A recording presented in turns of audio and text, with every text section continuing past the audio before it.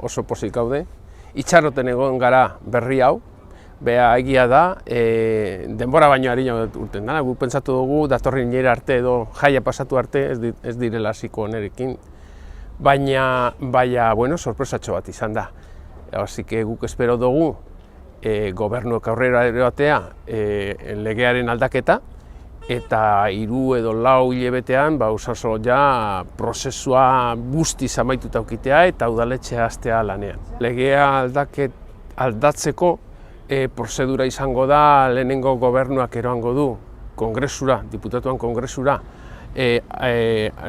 aldaketan testua, artikulu 12.3-ena, eta hor artikulu hori baimena hartu beharko dute kongresuan, eta gero senatura pasatuko da.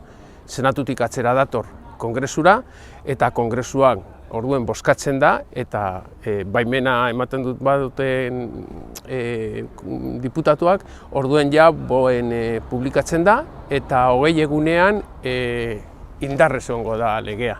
Eta hortik aurrera, Usansolo erregistratuko da Madrilen, eta lanean hasiko da udaletxea.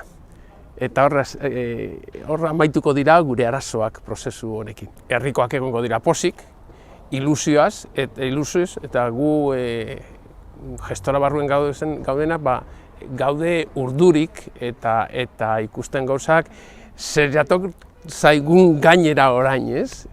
Lan, gero lan eta gero lan. Orain lan asko dago. Udaletxe bat egin behar da, betik hasita, eta hori ez da lan txikia.